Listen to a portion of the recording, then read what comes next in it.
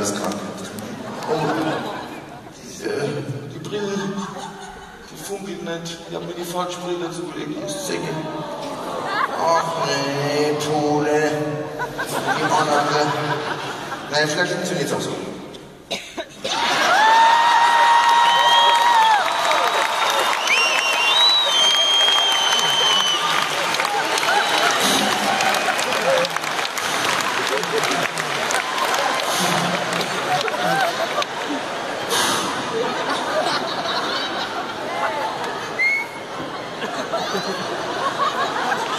Hallo, ich bin der Günther.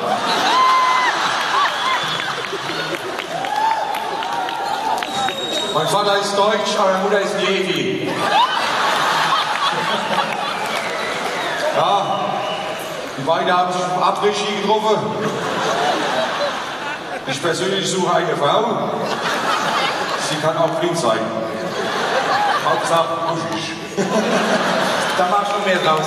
Das ist gut. Das ist so reagiert. Das ist geil.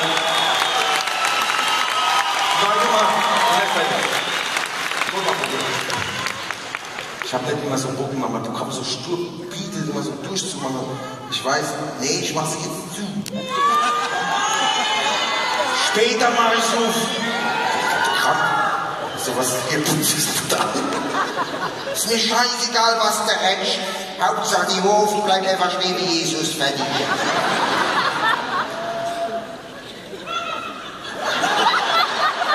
Also manchmal denke ich, dass ich ein kleiner Komiker da ohne Kids bin.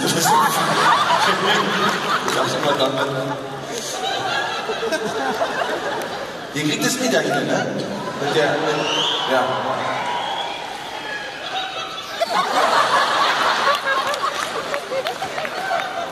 Aber so war ich nicht. Ich habe ja geguckt. Ich hab extra mal geguckt, ob er was so. Der ist trocken. Hä? Du trinkst gar nichts. Keine Tablette. Nichts. Hast du Freunde? Hä? Noch nicht? Ja, also wenn ihr wir können gleich die Telefonnummer auf dem Screen einblenden. Oh ja, 5000. Nee, langer wohl. Kannst du mal anrufen? Das ist geil. Schön. Das ist gut. Ja, aber wisst ihr, das Schöne ist, wenn man in der Region spielt, das ist ja nicht ganz Region Offenburg, aber ihr habt einen Dialekt und das ist schön. Ihr versteht mich sofort. Woanders ist es auch gut. Die lachen, also in Kiel lachen zum Beispiel, wenn du sagst, wenn du schon so redest. Also wenn ich jetzt schon, für euch ja weiter, ne? Aber für die ist es schon total krank.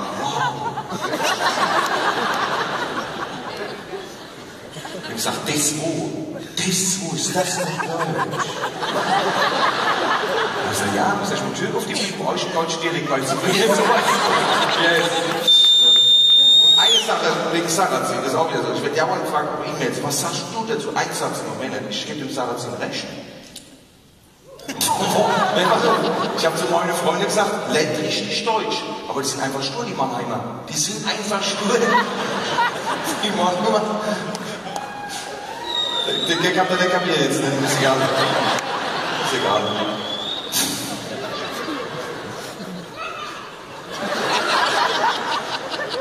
Ich habe so das Gefühl, heute Abend, komm, ich setze mich hin, René, machst du weiter. Dann danach, wenn der René geguckt hat, Staffel an Thomas. Dann macht der David, die Mutter, die gucken sie dran. Die Frau sagt, ja, ich will doch den René. Dann kommt wieder der von Unse war.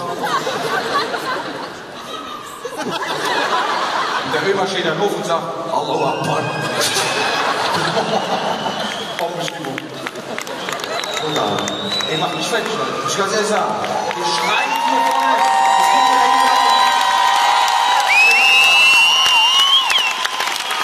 Ich mach den Programm. Ich stehe jetzt da, wenn ich... Ja, wenn ich sitze wie in Hannover, ne? Da hab ich so einen halben Handgeber. Hallo, wie geht's Ihnen? Sagt er, sehr gut, nicht? Das war warmherzig für die. Dann fragt er seine Frau, indem er noch, wie meint der Typ? Also Dialekt ist schon mal schön. oder? Das hat gleich was Warmherziges, ne? Meine Mutter hat nicht darauf geachtet, dass man ehrlich spricht in der Familie, aber sie hat auch darauf geachtet, dass man es versteht. Zum Beispiel der Doktor. Du kannst jetzt nicht zum Doktor hingehen und sagen, Herr Doktor, ich hab Ranzreiz.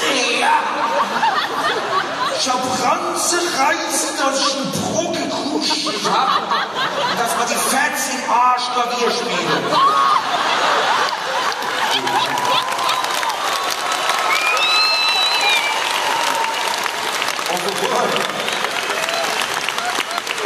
Bei aller Liebe ist ja nichts. Das geht nicht.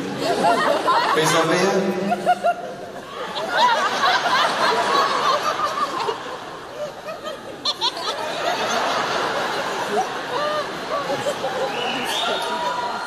Sehr gerne, Herr Doktor.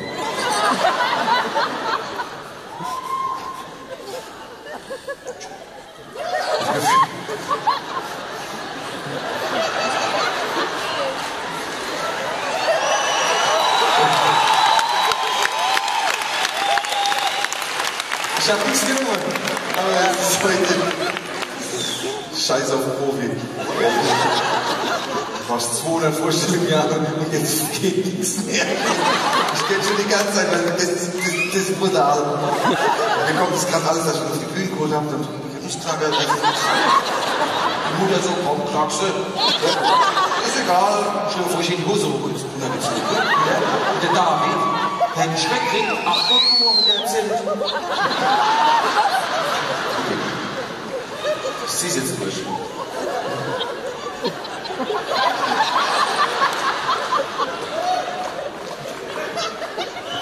Ich bin Profi. Sehr geehrter Herr Doktor. Ich befinde mich in der Annahme, dass mich eine Gastroenteritis befallen hat. Da die daraus resultierende viszerale mit begleitenden vegetativen Symptomen zu einer Rücklaufentbehrung des Mageninhalts in Form von mäßig stattfand und meine Intestinalgase im Afterbereich pianisieren. Yes!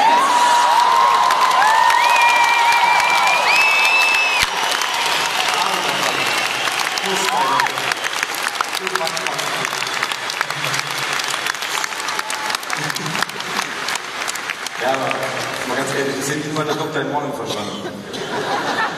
Ich glaube, es ist so, wie mein deutscher Obermeister sagt, so wie man träumt, so soll man aussteigen. Gut, aber ich habe Pubertät, der billigste Frau besteigt aller Zeiten gewesen. Hauptchef nichts anderes.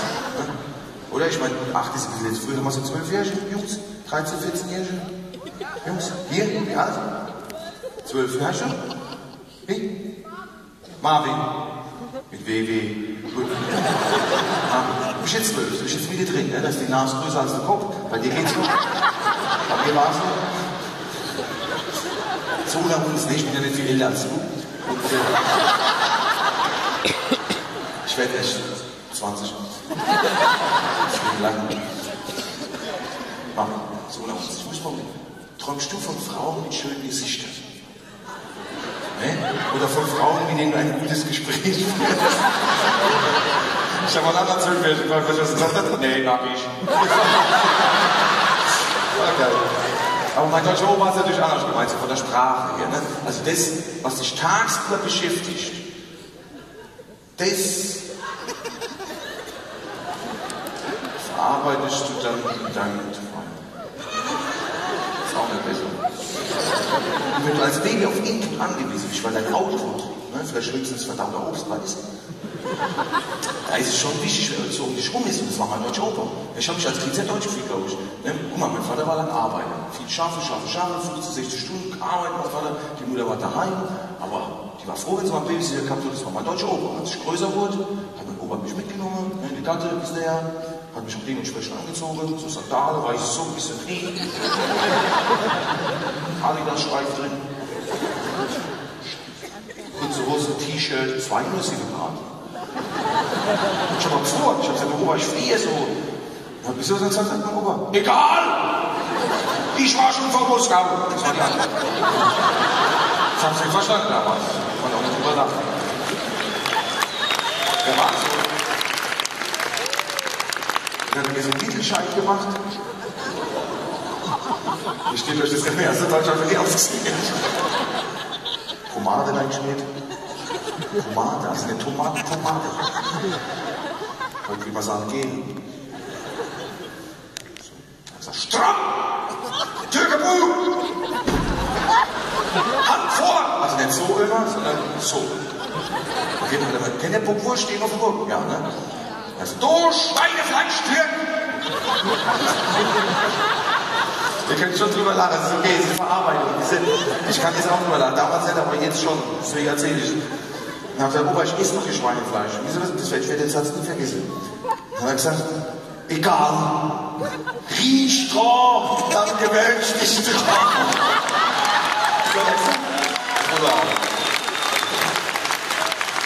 Aber liebe Männer, ja, so ein Radetzky-Marsch, so Kassettenrekorder gehabt. Kennt ihr das noch? Ja. Das kennt ihr David nicht, oder? Kassette? Kassette, weißt du was das ist? Kassette?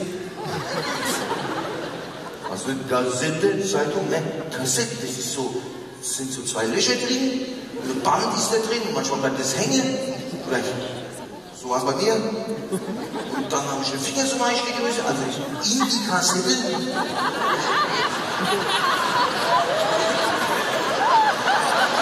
Das sieht super besser aus.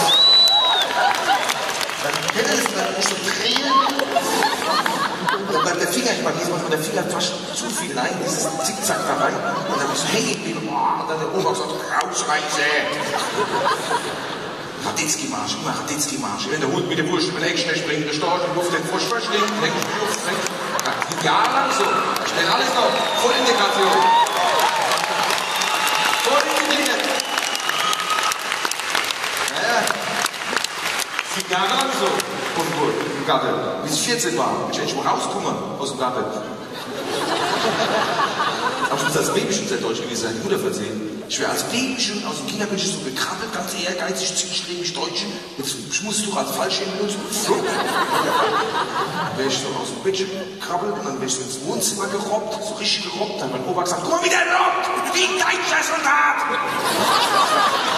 Dann hat meine Mutter gesagt, helfen doch. Und dann hat mein Opa gesagt, lass ihn robben. Mal gucken, wie lange er braucht. Gott sei Dank war mein Vater arbeiten. Aber wenn der das gesehen hätte, der wäre erschrocken und hätte gesagt, Scheiße, der wird Grieche.